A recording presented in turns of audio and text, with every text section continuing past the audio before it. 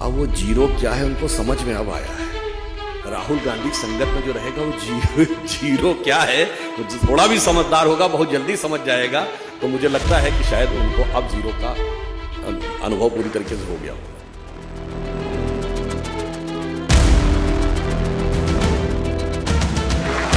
तो थोड़ा बहुत भी समझदार होगा उसको कांग्रेस की किसी चीज में समझ आएगी।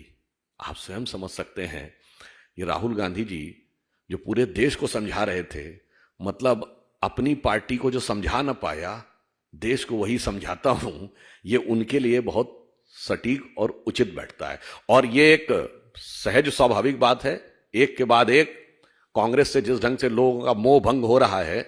वैसे एक बात मैं कहना चाहूंगा, कांग्रेस ने बड़े युवा नेता को एक लिया था और उस युवा नेता से कांग्रेस में पार्टी के ऑफिस में प्रेस कॉन्फ्रेंस कराई थी और उसने कहा था कांग्रेस डूबता जहाज है, मैं उसको बचाने के लिए आया हूं। अब पता नहीं आने के बाद बच रहा है कि डूब रहा है, ये तो सबको दिख रहा है। हम तो ये कहना चाहेंगे, आपको याद हो गौरव वल्लभ जी का एक बड़ा डायलॉग फेमस हुआ था ना, जीरो वाला, हमारे एक प्रवक्ता के साथ। अब वो जीरो क्या है उनको समझ में अब आया है। राहुल गांधी की संगत में जो रहेगा वो जीरो क्या है, वो थोड़ा भी समझदार होगा बहुत जल्दी समझ जाएगा। तो मुझे लगता है कि शायद उनको अब जीरो का अनुभव पूरी तरीके से हो गया हो। देखिए, मैं कहना चाहूंगा कि कांग्रेस के साथ स्थिति यह है कि अभी क्या गौरव वल्लभ जी पे बोला जाए, क्या अन्य चीजों बोला जाए, अभी पता नहीं, अभी तो बहुत समय बाकी है चुनाव में।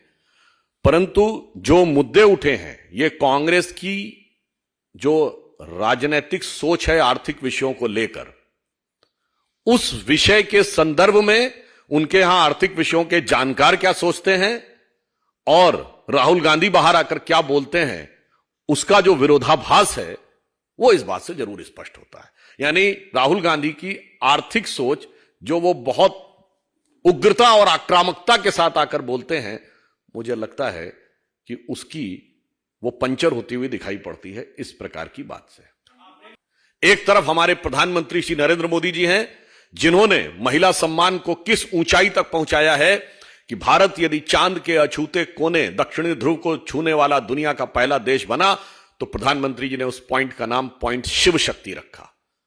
और आपको ध्यान हो, ये कहते समय उन्होंने कहा भी था कि इस अभियान में जो महिला वैज्ञानिकों ने योगदान दिया है, इसलिए हम शिव और शक्ति दोनों की आराधना कर रहे हैं। वो इस ऊंचाई तक ले जाते हैं महिलाओं के सम्मान को, और कांग्रेस इस निम्नता तक ली जाती है जिसे प्रेस कॉन्फ्रेंस में औपचारिक रूप से बोलना भी उचित नहीं होता है।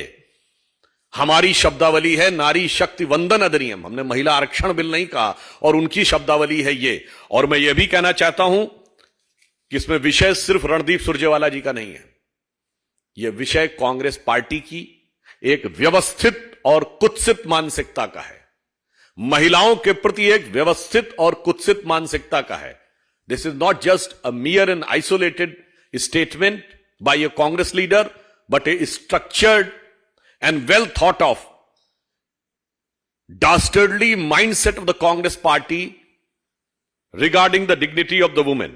मात्र कुछ दिन पहले की तो बात है, जब कांग्रेस के सोशल मीडिया की जो चीफ हैं, उनके ऑफिशियल ट्विटर हैंडल से, यानी कांग्रेस के औपचारिक ट्विटर हैंडल से किस प्रकार का अभद्र शब्द, और जिसने मंडी की पवित्र भूमि के बारे में इस ढंग का भाव लिखा, वो आया।